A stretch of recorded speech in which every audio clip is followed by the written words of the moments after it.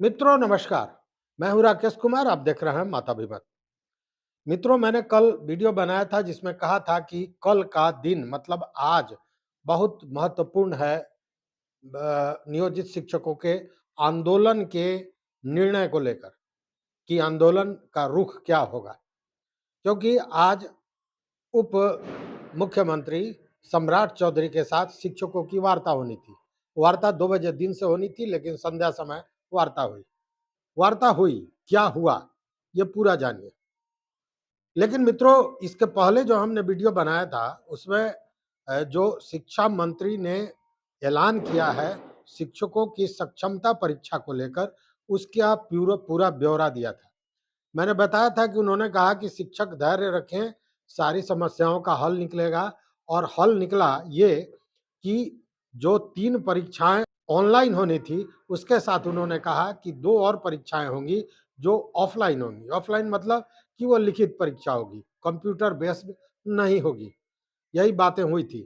उन्होंने ये भी कहा कि जो परीक्षा में पास नहीं करेंगे उनकी नौकरी नहीं रहेगी, ऐसा कोई फैसला सरकार ने नहीं किया है। ये सारी बातें सही है।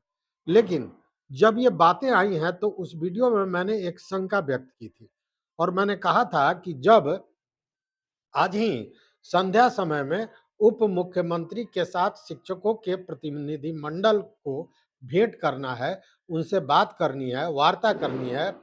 और स्वयं सम्राट चौधरी उप मुख्यमंत्री ने ही शिक्षकों को आमंत्रित किया था इसको लेकर। तो जब उसके चंद घंटे पहले शिक्षा मंत्री ने सारी बातों को कह दिया, खुलासा कर दिया, तो फिर सम्राट चौधरी करेंगे क्या?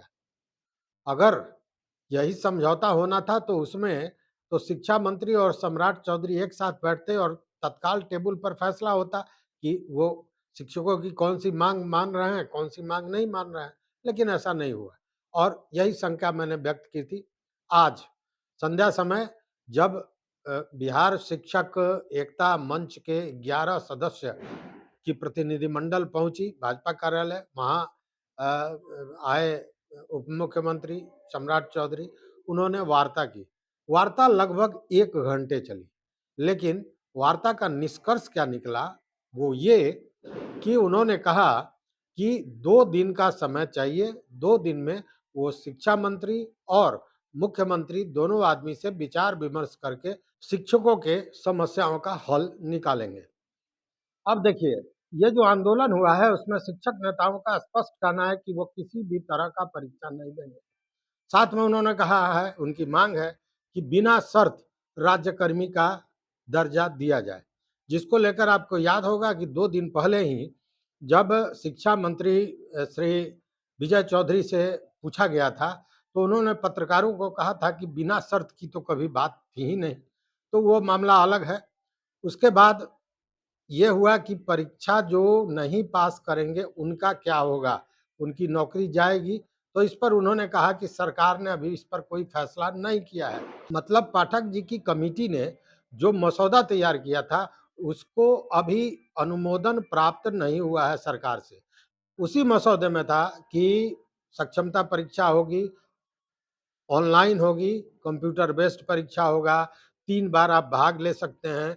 अगर इसमें आप पास नहीं करते हैं, तो आपका जो शिक्षक का पद है, वो समाप्त हो जाएगा, मतलब आपकी नौकरी समाप्त हो जाएगी। इन चीज़ों के बाद शिक्षकों का आंदोलन फूट पड़ा था। 13 तारीख को आपने देखा कि कितना हंगामा था। लेकिन अभी जो ये समझौते की बात है, इसमें 2-3 चीज़ें बड़ा महत्वपूर्ण है। सबसे पहले ये बात कि शिक्षक किस कदर लचीलापन अपनाते हैं अपने मांगों में। चूंकि सरकार या आज जो शिक्षा मंत्री ने बातें कही हैं, उससे स्पष्ट है कि परीक्षा तो देनी होगी। परीक्षा में जो ऑनलाइन परीक्षा पर विवाद था, उस पर आपत्ति थी। तो ये कहा गया है कि पुराने शिक्षक या जो शिक्षक नहीं देना चाहते हैं ऑनलाइन एग्जाम, वो ऑफलाइन एग्जाम मतलब लिखित परीक्षा में भाग लेंगे, जो 2 बार आयोजित की जाएगी। मतलब 3 और 2 5 बार कुल परीक्षाएं होंगी। ये बातें स्पष्ट है। तो देखिए, मांग यहाँ हुआ कि परीक्षा देनी होगी।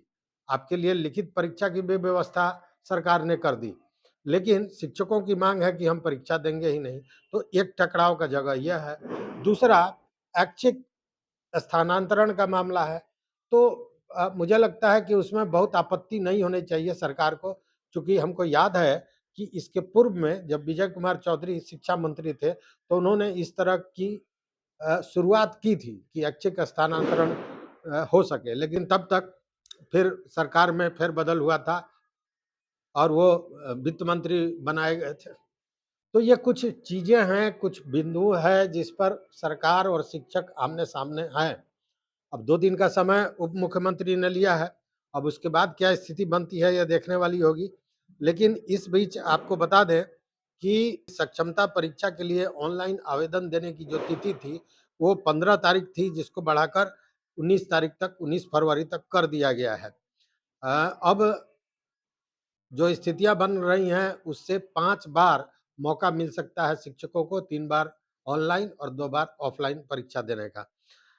अब ये जो परीक्षा है, वो 26 फरवरी को इसका आयोजन किया जाना है और इसको लेकर अभ्यर्थियों का एडमिट कार्ड भी अब समिति के वेबसाइट पर अपलोड किया जा रहा है। लेकिन इन सारे चीज़ों के बीच अभी शिक्षकों का, शिक्षक नेताओं का कोई बयान नहीं आया है कि वो उनका उनकी क्या सोच है। जो उप मुख्यमंत्री सम्राट चौधरी ने कहा है, उसको मानेंगे, नहीं मानेंगे, क्या करेंगे? अब आगे देखने वाली बात होगी। लेकिन इतना तो स्पष्ट है कि सरकार इस मूड में है कि वो परीक्षा लेगी, बिना परीक्षा लिए राज्यकर्मी का दर्जा पाना मुश्किल होगा, मुझे लगता है। अब दूसरी बात एक और है कि एक इधर जो आप देख रहे होंगे 5-7 दिनों से पाठक साहब कहीं नज़र नहीं आ रहे हैं। पाठक साहब नज़र इसलिए नहीं आ रहे हैं कि पाठक साहब ने जो-जो फरमान जारी किए थे, वो सारे फरमान अब धीरे-धीरे उलटने लगे हैं। उन्होंने 3 बार परीक्षा की बात कही थी, अब 3 बार से 5 बार हो गया। वो ऑफ़लाइन की बात कर ही नहीं रहे थे, ऑफ़लाइन भी हो गया। नौकरी चली जाने की बात कर रहे थे। तो सरकार निश्चित रूप से इस बात पर को मान जाएगी कि नौकरी नहीं जाएगा, भले शिक्षक पास ना करें। अगर पास नहीं करेंगे तो नियोजित शिक्षक ही बन के रहेंगे, लेकिन उनकी नौकरी नहीं जाएगी। कानूनी पचड़े भी हैं इसमें बहुत से, इसलिए इतना आसान नहीं है कि शिक्षकों का नौकरी चला जाए। लेकिन इतना तो स्पष्ट दिख रहा है कि पाठक साहब ने जो फरमान सब जारी किए थे, वो धीरे-धीरे पलट रहे हैं और पाठक साहब भी कहीं न कहीं उनका जो पारा था, वो धीरे-धीरे नीचे आ रहा है। अब देखते हैं आने वाले समय में पाठक साहब और क्या कमाल करते हैं और शिक्षक आंदोलन जो है, वो किस दिशा में जाता है। 2 दिन के अंदर में सम्राट चौधरी मुख्यमंत्री और शिक्षा मंत्री से बात करके शिक्षकों की समस्याओं का क्या हल निकालते हैं, ये सारी चीज़ें देखने वाली होगी और आने वाले समय में ही इसका पता चलेगा। इस वीडियो में बस इतना ही। चैनल पर नए हो तो निश्चित रूप से सब्सक्राइब कीजिए, लाइक कीजिए, दोस्तों के साथ शेयर कीजिए और अपना मत, अपना एडवाइस हमारे कमेंट बॉक्स में ज़रूर दीजिए। देखते रहिए मत अभिमत। बहुत-बहुत धन्यवाद। बहुत-बहुत धन्यवाद।